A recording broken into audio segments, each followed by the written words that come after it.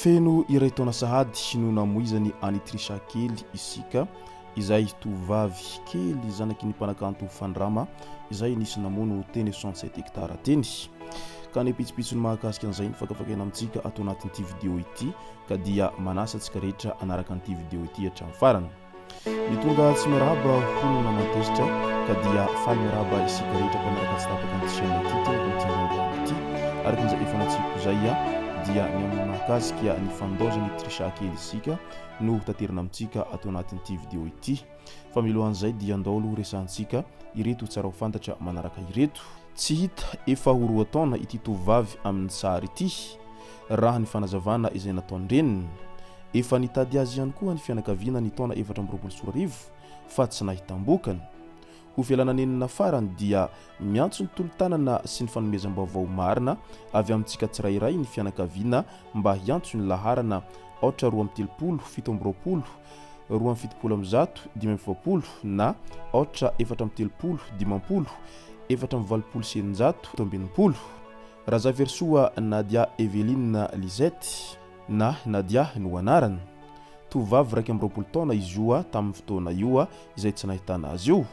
Ankehitriny dia 13 taona izany i Nadia. Tao be fandriana varatra no nisy azy rehefa andeha hiaritory na hiandry faty no nelany tao an-tranony ary tsy niverina hatramin'izao hoy ny reniny miantso vonjy amintsika rehetra. Tsy fantatra na mbola velonaina soamantsara izy tia na efa nidosy-pahafatesana na nanaraka an'iza na nandeha nakaiza fa dia miantso ny vonjy amintsika rehetra amin'izao tsy fahitana any Nadia izao ny ray aman-dreniny Nadia fa tena mijaly saina izy ireo ary mitebiteby andro manalina noho ny tsy fahitana ny zanak'izy ireo zay efa ho roa taona be izao zay. Ka dia aingane ho hita soamantsara izy ary aingane ho salama vatana tsy marary izy ao anatin'izay mety ho fahitana azy ahoriana kely eo zay. Ka izay no angatahana vonjy amintsika rehetra ho an'izay mety ho manam-baovao mahakasika an'ity tsy fahitana any Nadia ity.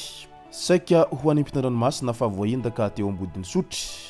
Lasa avokoa ny taratasy tao anatin'ny sakosy, passeport, ny karapanondro, ny carte vert amin'ny anarany Kalu Madelson. Ny SIF Stat, RCS, statut an'orinasa, ny assurance de voyage sy ny vola 3 ariary sy ny $700 kanadiana ary Power Bank. Ambody sotry no nitrangany izao tamin'ny andro ny 12 aprily tokony tamin'ny 4 tany hoany. Miomana ny ho any ivelan'ny Madagasikara ity olona ity no nisy nanendaka izao ka manao antsoavo ho an'izay manam-baovao momba izany mba hiantso ny laharana 8 7 2 sy ny laharana 8 7 7 fa omena valso izay manam-baovao mahakasika an'ity fahaverezana zavatra teny ambody sotry izay voalaza fa voaendaka ity. Eny io moa zany eny ambody sotry sy ny manodidina eny eny Nosbe sy ny eny Andravoahangy eny dia efa malaza ratsy amin'io resaka fanendahana io raha ao Antananarivo renivohitra ao no asiana resaka. Ary na amin'ny andro atoandro zany na amin'ny andro alina dia ahitana an'izay fandrobana sy fanendahan'olona izay foana eny na ao anatin'ny taxi be azy ianao dia misy misintona tampoka zany ny sakosy izay eny aminao any ivelan'ny fiara eny. Ka dia melimelo hatrany rehefa mandalo amin'ireo toerana voalaza ireo fa mahamay ny tanàna ao anatin'izay resaka fanendahana sy ny maro hafa izay raha ao Antananarivo renivohitra ao no asiana resaka. Tsy hoe fanaratsiana ny tanàna Antananarivo izy ity fa zavatra hitam-poko hitam-pirenena ary efa tsy takona fenina ity asa ratsy izay mahazatra ireo kamo hisasatra ao Antananarivo renivohitra izay. Ary na dia efa mandraina ndraiky ny tahaka ny ahoana aza ny mpitandro filaminana dia hita fa tsy maharaka hatramin'ny izay filan'ny vahoaka rehetra ao anatin'izay fampandriam-pahalemana mba hanafanana tanteraka izay resaka sintomahery sy ny fanendahana izay misy ao Antananarivo renivohitra izay.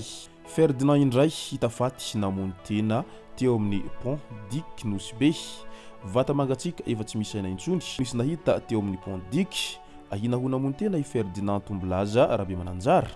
Teraka tao Antsiranana faharoa ny 10 Oktobra 2000 izy io ary izao hita faty ao Nosbe izao. Koa asaina izay mahalala ny fianakaviany mba hampilaza izao vaovao ratsy izao any amin'ny fianakaviany izy ireo any izay. Alasora indray mampiasa vehivavy maromaro manao fihetsika momafady amin'ny alalan'ny fampiasana internet ka amidy amin'ny vahiny ny horonan-tsariny izy ireo. nandritry ny fanadihadiana no nahafantarana fa raha mahavita horonan-tsary 20 minitra iray amin'ireo vehivavy ireo amin'ity asa mamafady ity sy ny voararany lalàna ity dia tokony hahazo $50 $50 eo amin'ny $7,000 isan-kerinandro monja no tena raisin'izy ireo. Ora maro tsy misy fitsarana nefa no anaovan'izy ireo izany ka niteraka olana ara-pahasalamana ho an'ny sasany. Ankoatr'izay giazan'ireo mpanararaotra ny taratasyn'ireo vehivavy izay lasibatra ary raran'izy ireo ny tsy mahazo mifandray amin'ny fianakaviana ary tsy avela mivoaka ny trano. Na te hiala aza izy ireo dia voasakan'ireo mpampiasa noho ny fandrahonana. Loharanam-baovao avy amin'ny olona tsara sitrapo no nahafantaran'ny polisy avy ao Alasora ity tranga ity ka olona efatra no efa voasambotra, vehivavy ny roa ary ny lehilahy ny iray izay anisany manararaotra ireo vehivavy ireo. Mitohy ny fanadihadiana ary ho atolotra ny fitsarana izy ireo aorian'ny famotorana izay ho atao azy ireo zay. Toamasina indray namono tena Ikrizo. Indaosim-pahafatesana Ikrizo, tovolahy izay namoahany polisy ny taratasy filazana fikarohana ny fiandohany volana Aprily 2024 lasa teo iny. Sarotrampoka ny hiatrika ny fitsarana ho izy ka naleo ny namono tena raha ny fanazavana. Tsy zakany ity tovolahy ity sy ny mieritreritra azy nanaovana avis de recherche ary izay no nitarika tamin'izao famoizam-po izao hoy ny fianakaviana trano ka dia mankahery ny fianakaviana manamanjo amin'izao fahalasana ny havan'izy ireo izao ainganio tsara levenina ny maty ary aza misosoka alahelo intsony. Andao amin'izay ho resantsika ny mahakasika an'ity fahalasana ny Trisha izay efa iray taona ity.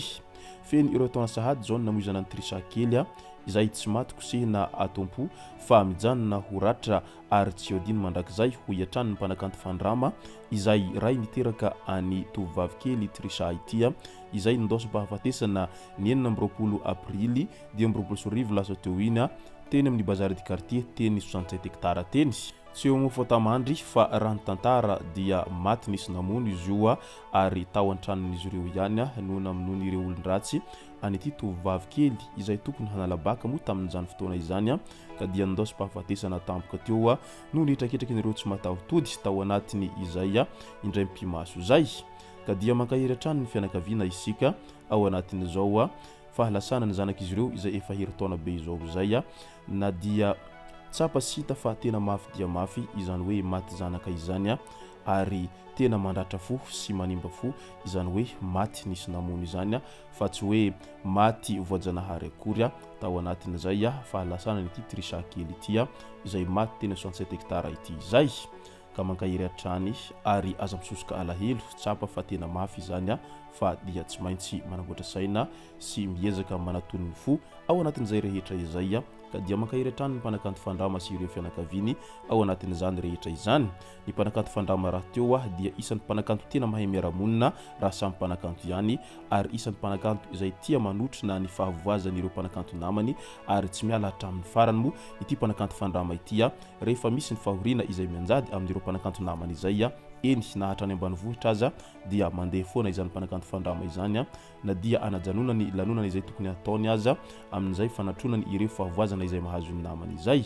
Izany ka tena mpanakanto izay tena mahay miara-monina izany mpanakanto fandrama izany. Izay no masaka azona rozy tao anatin'ity video ity tompo lasy tompoko vavy misaotra antsika rehetra manaraka an'ity video ity hatramin'ny farany. Aza dino ny milakeny videontsika ary tsarovatrany miabone amin'ny chaîne antsika mba ahafahanareo manaraka tsy tapaka ny video zay lefa nahita isan'andro. Tompoko lasy tompoko vavy mankasitraka dia mirary soa.